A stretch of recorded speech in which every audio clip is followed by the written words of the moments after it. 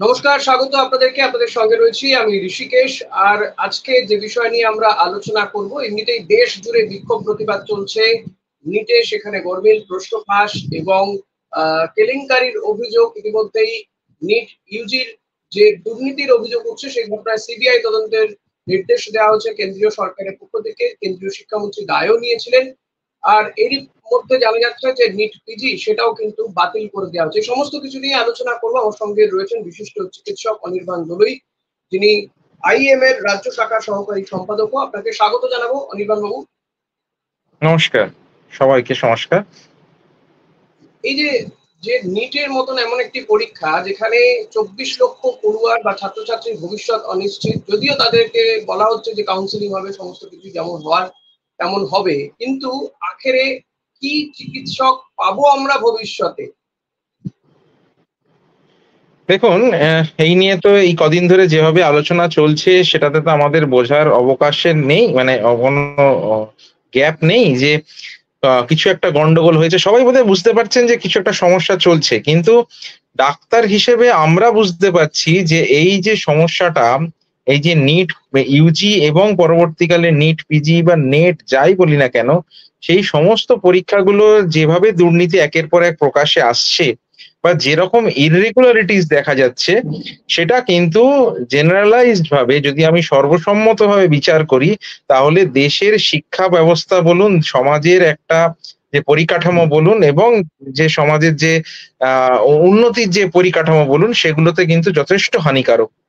কেননা নিট এই পরীক্ষাটা অত্যন্ত গুরুত্বপূর্ণ একটা পরীক্ষা, যেখানে এই পরীক্ষাটা দিয়ে বহু ছেলে তারা মানে ক্লাস 12 বা 12 স্ট্যান্ডার্ড এর পরে তারা ডাক্তারি বা এই ধরনের যে হেলথ রিলেটেড যে সাবজেক্ট গুলো রয়েছে, যে প্রফেশন গুলো রয়েছে সেগুলোতে পড়ার সুযোগ পায়।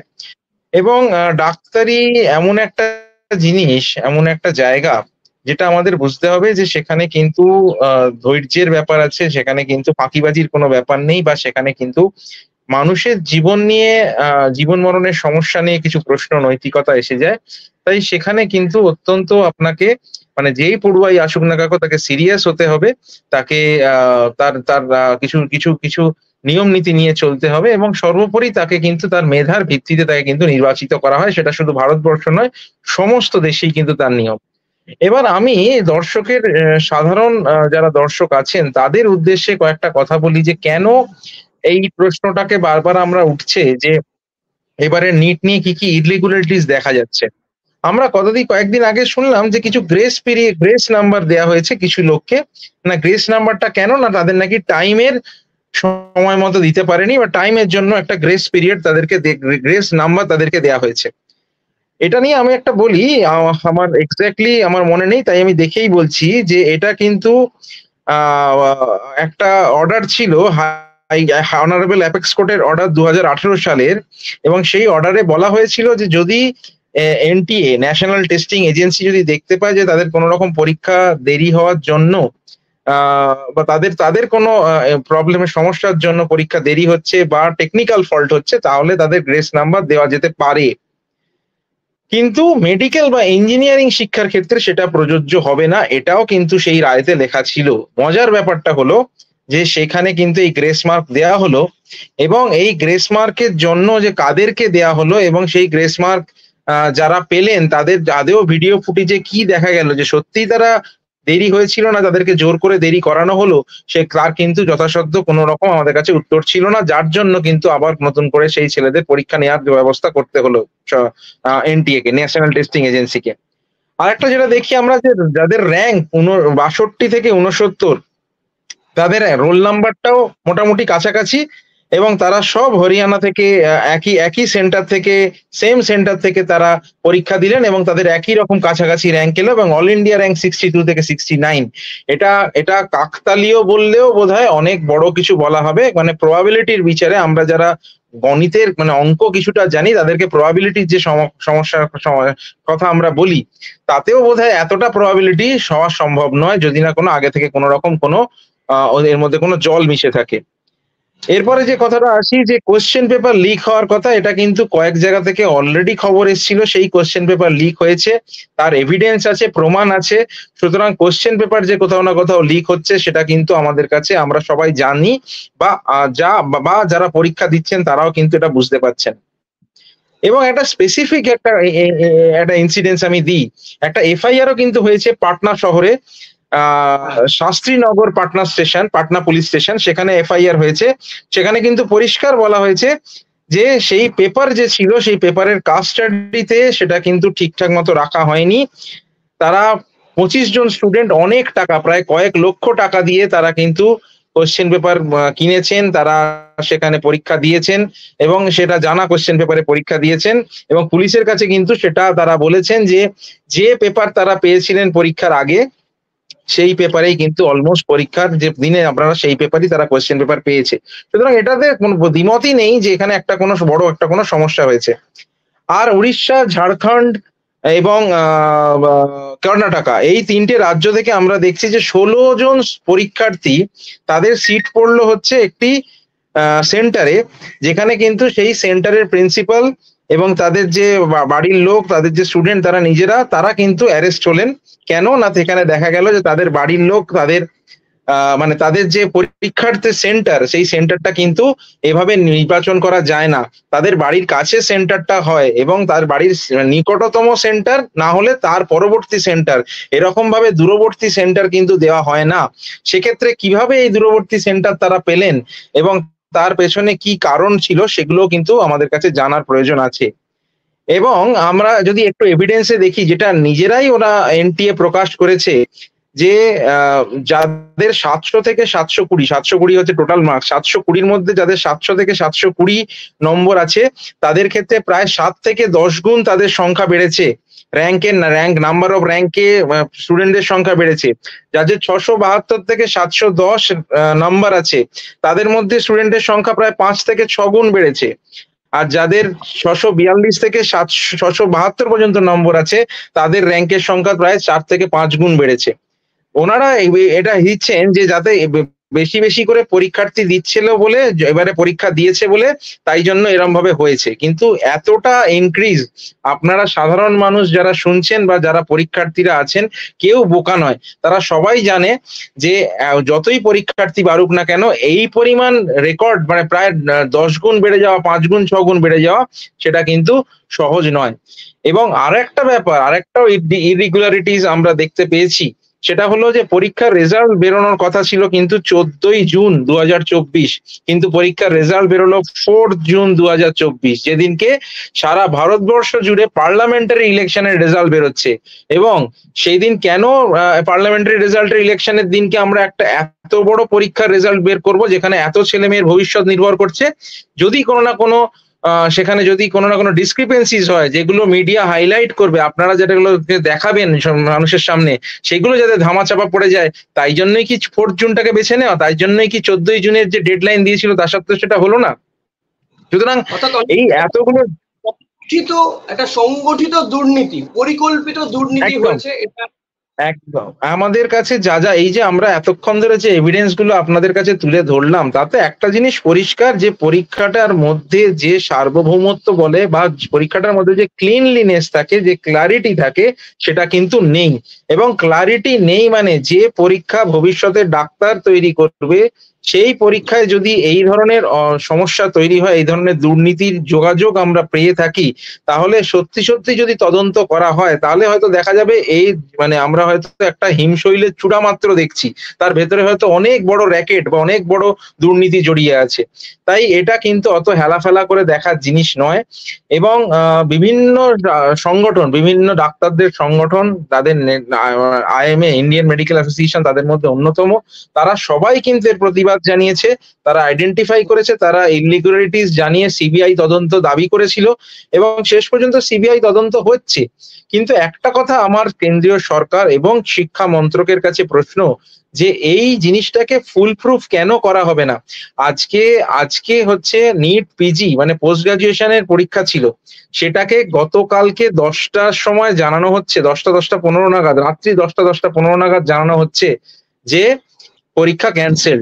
বহু মানুষ, বহু ছাত্রছাত্রী আছেন যারা আগের দিন ১ দিন ২ দিন আগে এসে নিজের অন্য কোনো পরীক্ষার মানে যেটা তার শহরের তার নিজের শহরে নয়, সেটা একটু দূরবর্তী শহরে বা মফস্বলের ছাড়া যারা গ্রামের ছেলে যারা, তারা তো আর সব জায়গায় সেন্টার পাবে না। তারা একটু দূরবর্তী ছাড়া হয়তো দেখা যাবে যে বাঁকুড়ার যে ছেলেটি সে হয়তো সেন্টার পাওয়ার জন্য কলকাতায় তাকে আগের দিন রাতে এসে থাকতে হয়েছে। সেই যে এবং সবার আর্থিক অবস্থাও একরকম নয়।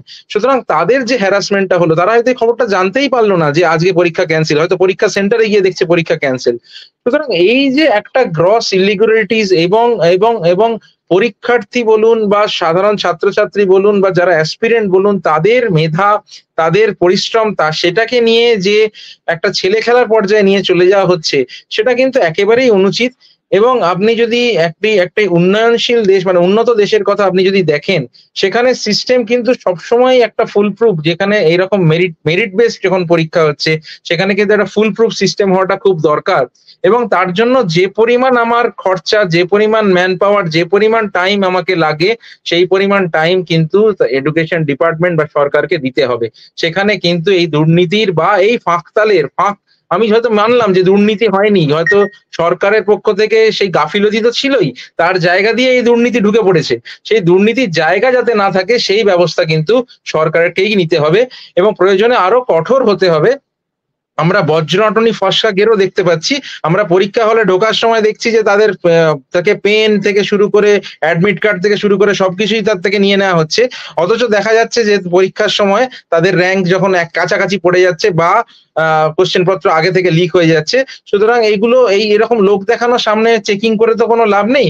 পরীক্ষার সিস্টেমটাকে ফুল প্রুফ করতে হবে এবং ফুল প্রুফ সিস্টেম হলে তবেই মেধার ভিত্তিতে যেভাবে এতদিন ধরে আ আ যে ছাত্রছাত্রীরা ভর্তি হয়েছেন ডাক্তারি শিক্ষাতে তারা অংশগ্রহণ করছেন, সেভাবেই তাহলে করতে পারবে। নিবন্ধে এই ক্ষেত্রে আরেকটা বিষয় যে তাহলে কি এই নিট যেটা 2024 হয়েছে নিট ইউজি 2024 এই পরীক্ষাটা পুরোটাই বাতিল করা উচিত, কারণ এরপরে কাউন্সিলিং ও শুরু হয়ে যাবে।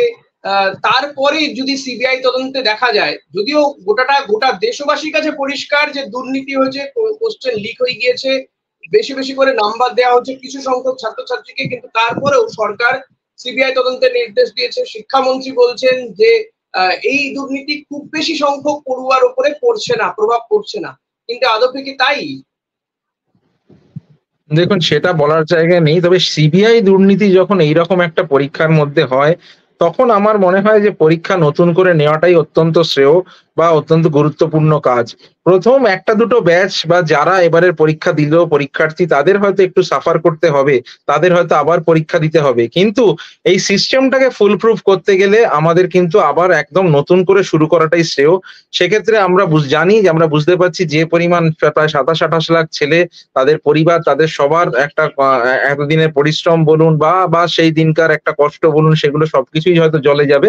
কিন্তু তবুও বলব ভবিষ্যতের স্বার্থে একটা ফুল প্রুফ সিস্টেমের স্বার্থে বা যেখানে দুর্নীতি দিয়ে শিক্ষা অন্তত এমন একটা জায়গা, শিক্ষা এবং স্বাস্থ্য যখন দুটোই এই নিটের সাথে জড়িত, তখন এই দুটো জায়গা যখন নিজের মধ্যে অত্যন্ত মানে একদম অন্তরঙ্গভাবে জড়িত, সেখানে এই দুটোই অত্যন্ত ইম্পোর্টেন্ট একজন সরকার বা একটা সমাজের পক্ষে বা দেশের পক্ষে। সেখানে এইখানে কোনো রকম কোনো দুর্নীতি বা কোনো রকম কোনো কোয়েশ্চেন বা কোনো ইরেগুলারিটি থাকলে আমাদের মনে হয় যে কোনো ড্রাস্টিক স্টেপ নেওয়াটাই অত্যন্ত জরুরি। কোনো রকম কোনো কম্প্রোমাইজেশন বা আমাদের ওই কিছু সংখ্যকের হয়েছে বাকিদের হয়নি এই ধরনের কথাবার্তা বলে বিশেষ কোনো লাভ হবে না। একদমই। অনির্বাণ দা, আরেকটা বিষয়, এক্ষেত্রে তো গার্জেনদের ভূমিকা অনেকখানি। তারাই তাদের ছেলে মেয়েকে চিকিৎসক করানোর চেষ্টা করেন। হ্যাঁ, অনেকে তো নিজেদেরও ইচ্ছে থাকে চিকিৎসক হওয়ার, কিন্তু যারা এই যে লক্ষ লক্ষ টাকা, 24 লক্ষ 30 লক্ষ টাকা দিয়ে কোশ্চেন পেপার কিনেছে, শুধু নয় উত্তরপত্র পর্যন্ত কিনে নিয়েছিল পরীক্ষার আগের দিন, সলভ করেছে, তারপর সেখানে গেছে। ফলত এই অভিভাবকদের উদ্দেশ্যে আপনি কি বলবেন? এরা কারা? কি দেশ তৈরি হবে? দেখুন, দেখুন, একটা কথাও কিন্তু আমাদের দেখতে পাচ্ছি মরালিটির কোনো প্রশ্ন হয়তো উঠছে। একটা জায়গা আমাদের বুঝতে হবে যে এখন কিন্তু শিক্ষা বলুন, স্বাস্থ্য বলুন অনেকটাই কিন্তু বিপণনের জায়গায় চলে যাচ্ছে।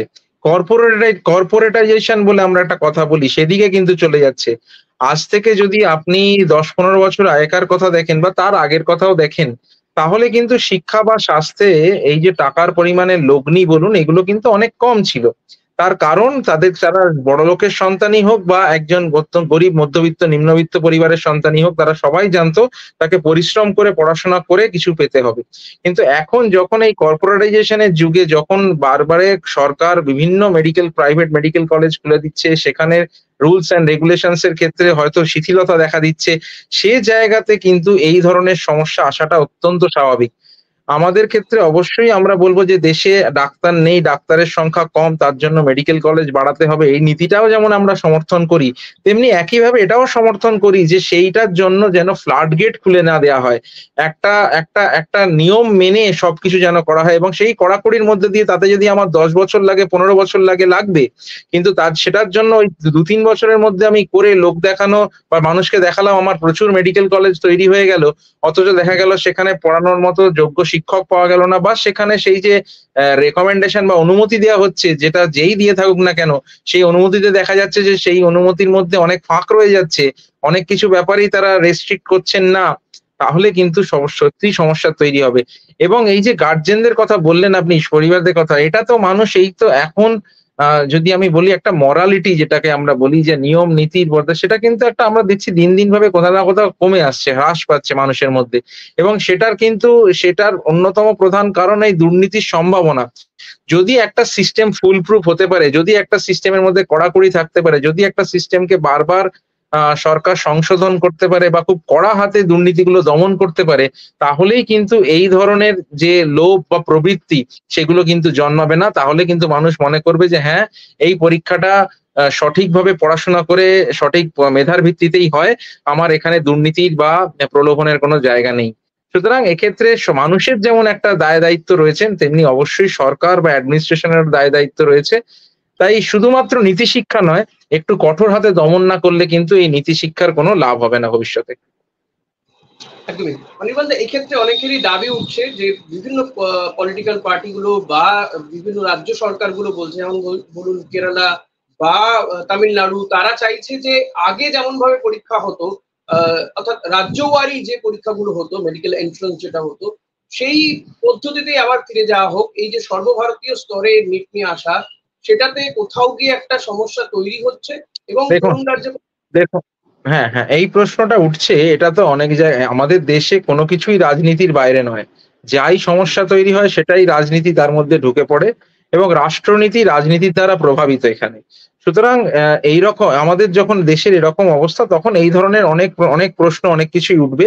তবে একজন ডাক্তার হিসেবে বা একজন একজন একজন টিচার হিসেবে, ডাক্তার শিক্ষক হিসেবে আমি এটুকু বলতে পারি যে সিস্টেমেই পরীক্ষা হোক না কেন, সেটা রাজ্য সরকার তার মতো করে নিক বা কেন্দ্রীয় সরকার তার মতো করে সিঙ্গেল সিস্টেম উইন্ডো করুক, সব জায়গাতেই কোথাও না কোথাও ফাঁক থেকে যাবে।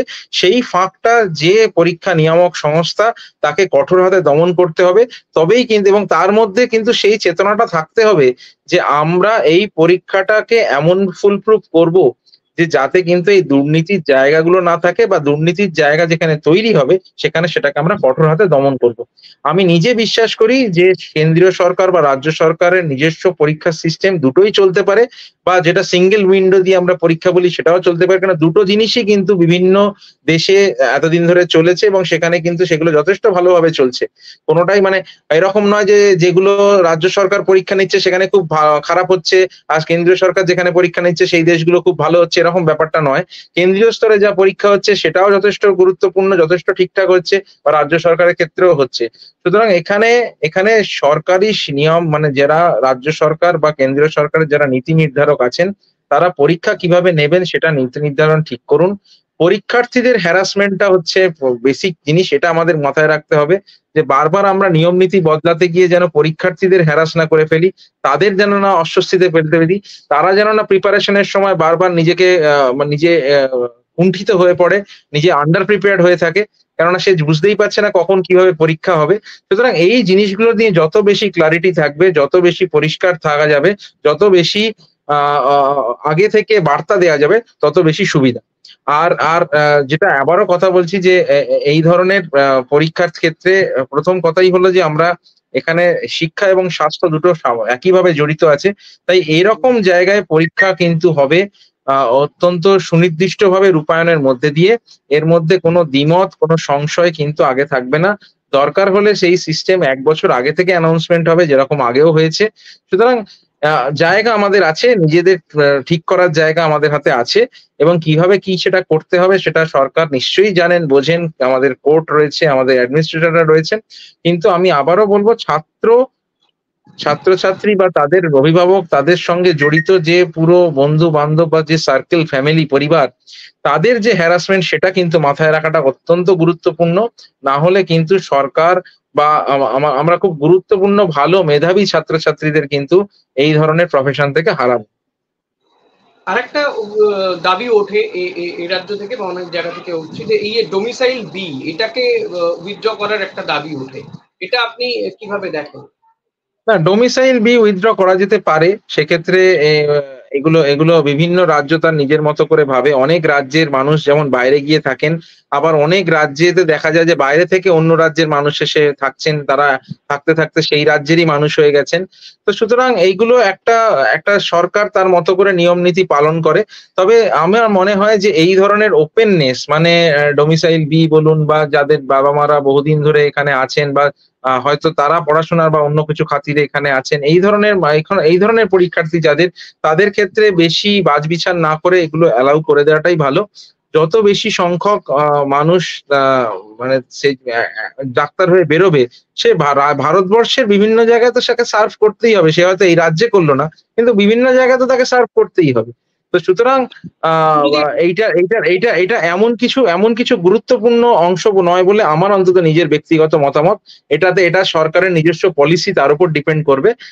বিভিন্ন রাজ্য তার মতো করে ভাববে। সুতরাং এটা মানে খারাপ ভালোর দিকের, মানে অ্যাজ এ মানে ডাক্তার শিক্ষক হিসেবে বা ডাক্তার হিসেবে এটা খারাপ ভালো দিকে খুব একটা কিছু আমার বলার নেই।